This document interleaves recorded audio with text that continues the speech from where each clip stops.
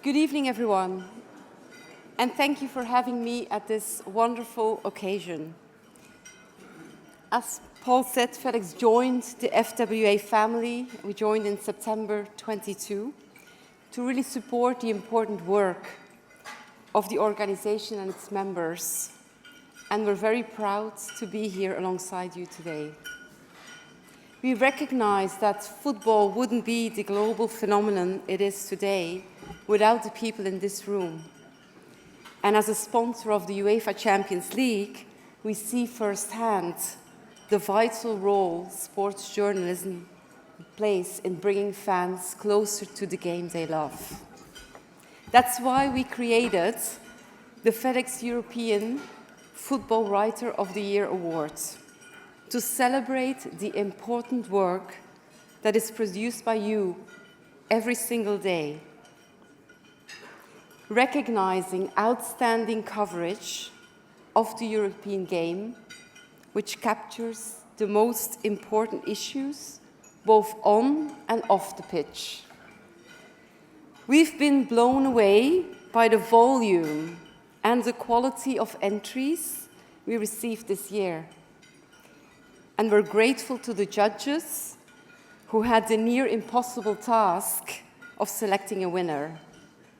So without further ado, let's move on to the presentation. And before announcing the winner, we do want to recognize two entrants that have been selected as highly commended by our panel. These are Lowe of The Guardian and James Gheerbrant of The Times.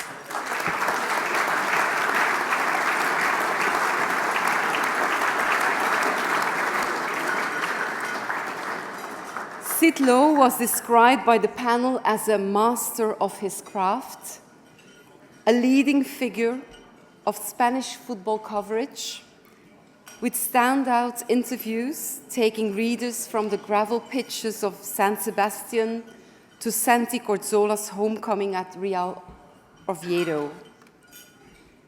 James Gheerbrant was commended for his unrivaled insight into his European subjects, including in-depth features on Paul Pogba, Bruno Rodriguez, and Bayer Leverkusen that transported really fans to the heart of his stories. Thank you, both Sid and James.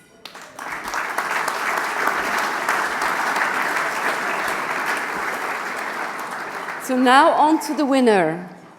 And this journalist was selected for a series of remarkable features that ran in the aftermath of the devastating earthquakes that hit Turkey in 23, just months before the UEFA Champions League final in Istanbul. His work examined the impact of the disaster that it had on the country, its people, and their football clubs, taking him into the heart of the communities most affected. His reporting included the tragic death of Hatayspor player Christian Atsu and a visit to the location of one of the most heartbreaking photographs of the disaster, which saw a father holding the hand of his daughter within the wreckage. His articles highlighted not just the human suffering and devastation, but also the incredible resolve of the communities that had been torn apart by the disaster, and the part football played in the rebuilding process that was to follow. The judges described the entry as incredibly moving, citing the commitment to journalism that had led to some of the most impactful and important storytelling they had seen. So it's with great pleasure to announce the winner of this year's FedEx European Football Writer of the Year Award is Adam Leventhal of The Athletic.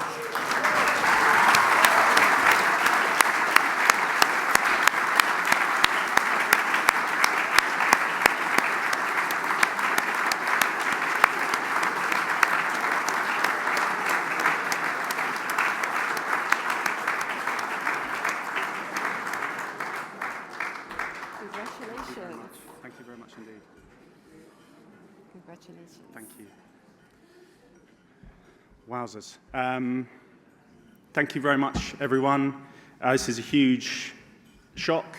It's a huge honor to be up here amongst so many esteemed guests, journalists, football people. I'd like to thank the FWA, FedEx, my editors at The Athletic for backing me to tell this story, which was, you described it far better than I'm going to be able to do myself. I'd like to thank my guide and my translator, who was over there in Turkey with me as we went on this journey along the fault line of the earthquakes back in February the 6th of last year. Zafir, he was amazing. I'd also like to thank everyone that told their story to me, including the family of Christian Atsu, and I think everyone in this room will have been touched even more by that story. They would have seen the disaster, they would have seen it in its own merits, but the fact that it was a footballing story at its heart as well, I think it brought it home to everyone, and many people will have had interactions with Christian, and I thank his family for helping me tell his story.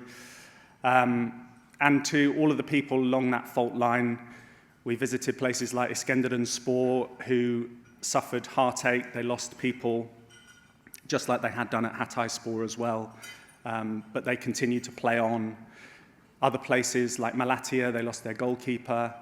And one other guy that I wanted to mention, because he just came into my mind then, was a guy called Osman Buzkurt, and he was amazing. He was away during the earthquake in Adiyaman, and he came back to his hometown of Kahramanmaraş, and his family had been killed in a house, and he came back. He had to deal with that. He then went on to save people in Hatay to help them, and I think the thing that sums it up the most for me is that his hometown, Kahramanmaraş, and he took us round. He was my guide, and he was very hospitable in the face of such a tragedy. And Kahraman is the word for hero in Turkish.